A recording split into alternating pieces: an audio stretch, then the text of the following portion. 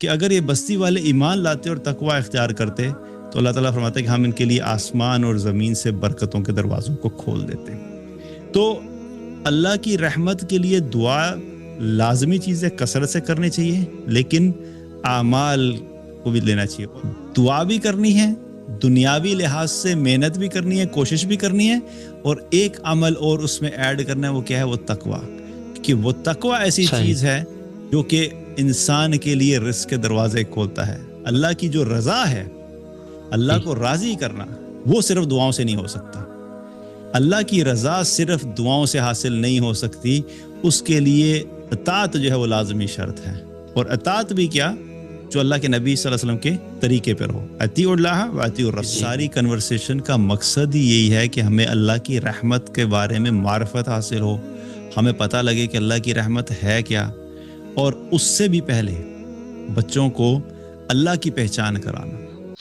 اچھا، اس میں ایک سوال یہ میرے ذہن میں پیدا ہو رہا ہے کہ اگر کوئی شخص اللہ سبحانہ وتعالیٰ کا قرب حاصل کرنے والے اعمال نہیں کرتا اور صرف دعائیں کرتا رہتا ہے، تو کیا وہ شخص بھی اللہ سبحانہ وتعالیٰ کی رحمت حاصل کر سکتا ہے؟ یعنی اسے بھی حاصل ہوگی؟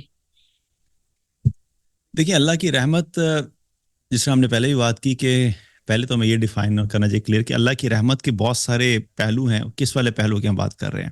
اللہ کی رحمت میں مغفرت بھی اللہ کی رحمت ہے، اسی طرح جو ہے وہ رزق کا ملنا، اسباب زندگی میں جو سب، یہ بھی اللہ کی رحمت ہے، صحیح، صحت بھی اللہ کی رحمت ہے، برکت کا حاصل کرنا اللہ کی رحمت ہے، بہت سارے پہلو ہیں۔ تو ہم تھوڑا سا بات کر لیتے ہیں اس میں۔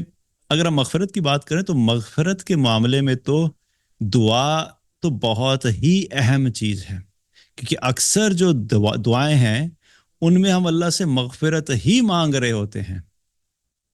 کیونکہ اگر ہم دیکھیں جو ہماری دعائیں ہیں تو ان میں ایک بہت پہلو کیا نظر آتا ہے چیزوں کا، کہ مغفرت بار بار کہیں نہ کہیں، مغفرت اور رحمت بار بار کہیں نہ کہیں نظر آ رہی ہوتی ہے۔ ربنا ظلمنا انفسنا وان لم تغفر لنا وارحمنا لنکونن من الخاسرین۔ اس میں کیا ہے؟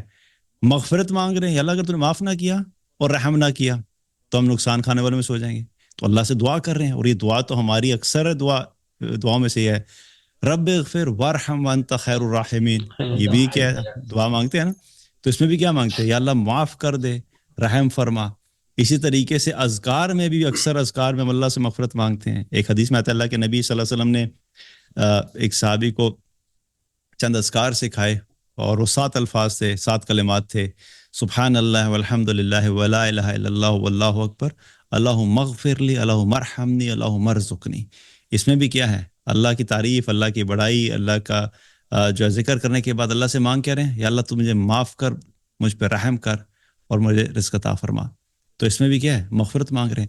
تو مغفرت مانگنا یہ تو لازمی چیز ہے، اور اسی مغفرت کو مانگنے کا ایک طریقہ کیا ہے؟ استغفار۔ استغفار کے بارے میں کیا ہے؟ استغفار میں ہم اللہ سے کیا کہتے ہیں؟ استغفر اللہ، یا اللہ معاف کر دے، یا اللہ معاف کر دے، ایسے ہی ہے۔ تو استغفار تو ایسی چیز جس کے بارے میں اللہ کے نبی صلی اللہ علیہ وسلم نے کیا فرمایا کہ میں سب صحابہ سے تم اللہ سے کثرت سے استغفار کیا کرو، اور میں دن میں، ایک حدیث میں آتا ہے 70 دفعہ، اور ایک روایت میں آتا ہے 100 دفعہ اللہ کی بارگاہ میں استغفار کرتا ہوں۔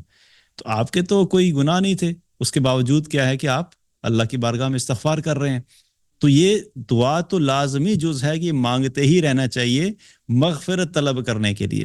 باقی رہی بات اگر آپ رزق کی بات کریں تو رزق کے لیے جو ہے وہ دعا بھی کرنی ہے، اور محنت بھی کرنی ہے، اور اعمال بھی کرنے ہیں۔ دعا بھی کرنی ہے، دنیاوی لحاظ سے محنت بھی کرنی ہے، کوشش بھی کرنی ہے، اور ایک عمل اور اس میں ایڈ کرنا ہے، وہ کیا ہے؟ وہ تقوی۔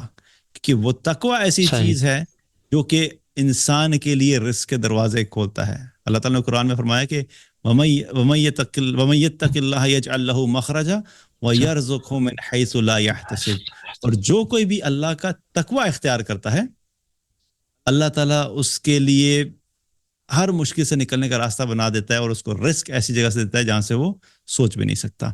تو دعا بھی کرنی ہے، کوشش بھی کرنی ہے، اور تقوی پہ بھی فوکس کرنا ہے۔ اور برکت کو اگر آپ کہتے ہیں کہ اللہ کی رحمت میں اگر برکت کو شامل کر لیں تو دعا اگین لازمی جز ہے، لیکن اس کے لیے بھی عمل ہے۔ اللہ تعالیٰ نے قرآن میں فرمایا وَلَوْ أَنَّ أَهْلَ الْقُرَىٰ آمَنُوا وَاتَّقَوْا لَفَتَحْنَا عَلَيْهِمْ بَرَكَاتٍ مِّنَ السَّمَاءِ وَالْأَرْضِ، کہ اگر یہ بستی والے ایمان لاتے اور تقوی اختیار کرتے تو اللہ تعالیٰ فرماتا ہے کہ ہم ان کے لیے آسمان اور زمین سے برکتوں کے دروازوں کو کھول دیتے. تو اللہ کی رحمت کے لیے دعا لازمی چیز ہے، کثرت سے کرنی چاہیے، لیکن اعمال کو بھی لینا چاہیے. اور اگر اگر یہاں پر اس چیز کو ہم کنفیوز کر رہے ہیں کہ اللہ کی رحمت اور اللہ کی رضا کو، تو یہ الگ رکھیں.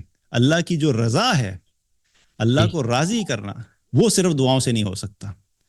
اللہ کی رضا صرف دعاؤں سے حاصل نہیں ہو سکتی، اس کے لیے اطاعت جو ہے وہ لازمی شرط ہے.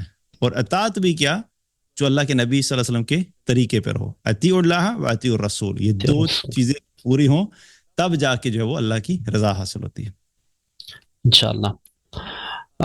اچھا، میرا ایک اور سوال ہے اسی رحمت سے ہی متعلق ہے کہ ہم اپنے چھوٹے بچوں میں اللہ سبحانہ وتعالیٰ کی رحمت کے متعلق ہم یہ جو کانسیپٹ ہے جو رحمت کا، وہ اپنے بچوں میں کیسے ڈیولپ کر سکتے ہیں؟ ہم کس طرح اپنے چھوٹے بچوں کو سمجھا سکتے ہیں؟ دیکھیے، اللہ کی رحمت کے بارے میں سمجھانے کا جو طریقہ ہے وہ یہی ہے کہ جی اللہ کی پہچان کرائی جائے. ہم یہ جو ساری بات کر رہے ہیں، کنورسیشن کر رہے ہیں، اس جی ساری کنورسیشن کا مقصد ہی یہی ہے کہ ہمیں اللہ کی رحمت کے بارے میں معرفت حاصل ہو، ہمیں پتہ لگے کہ اللہ کی رحمت ہے کیا. اور اس سے بھی پہلے بچوں کو اللہ کی پہچان کرانا. اور اللہ کی پہچان اگر ہم کرائیں گے تو اس کے لیے کوشش کرنی پڑتی ہے، اور اللہ کی پہچان کرانے کے لیے پہلے خود اللہ کو پہچاننا پڑے گا.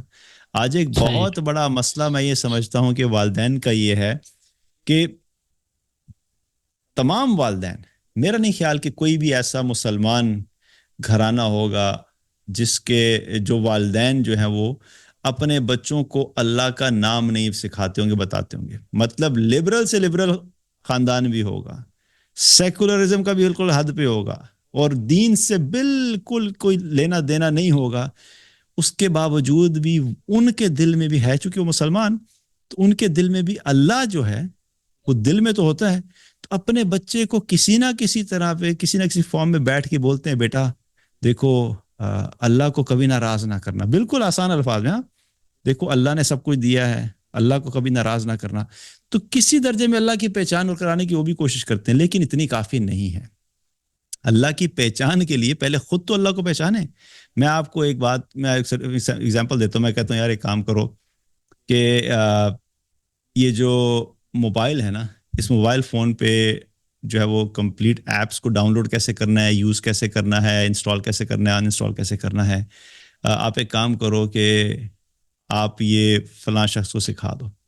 اب آپ اس کو سکھاتے ہوئے پہلے تو یہ ہوگا نا کہ آپ کو آتی ہے کہ نہیں آتی. اگر آپ کو خود ہی نہیں پتا کہ کیسے انسٹال کرنی ہے تو آپ کیسے بتائیں گے؟ جتنے مرضی آپ انتھوزیاسٹک ہوں، جتنا مرضی آپ کے اندر جذبہ ہو کہ میں کروں گا، لیکن پہلے خود سیکھنا ہوگا. تو آج والدین کو میں یہ کہتا ہوں کہ سب سے بڑا ہمارا جو المیہ ہے مسلمانوں کا وہ یہ ہے کہ ہمارے بڑوں کو اللہ کی پہچان نہیں ہے تو بچوں کو اللہ کی کیا پہچان کرائیں گے. اب پہلے تو خود اللہ کی پہچان، اللہ کی معرفت، اللہ کی رحمت کو سیکھیں، اور اس کے بعد پھر آپ جو ہے وہ جو لوگوں کو اللہ کی رحمت کے بارے میں بتا سکتے ہیں. تو یہ امپورٹنٹ ہے. صحیح. اور دوسری چیز یہ کہ رحمت سے متعلق اگر خود نہیں پتا، اب یہ بھی سچویشن ہو سکتی ہے کہ اب خود نہیں پتا تو کیسے سکھائیں. تو اب تو سوشل جی میڈیا اویلیبل ہے، اتنے لیکچرز اویلیبل ہیں، بیٹھ کے خود بھی بیٹھیں، خود بھی سیکھیں، اور لوگوں کو بھی بتائیں، اپنے بچوں کو بھی بتائیں، تاکہ ان کے اندر اس چیز کا جو وہ احساس پیدا ہو کہ اللہ کی رحمت کیا ہوتی ہے. جزاک اللہ خیرا کثیرا.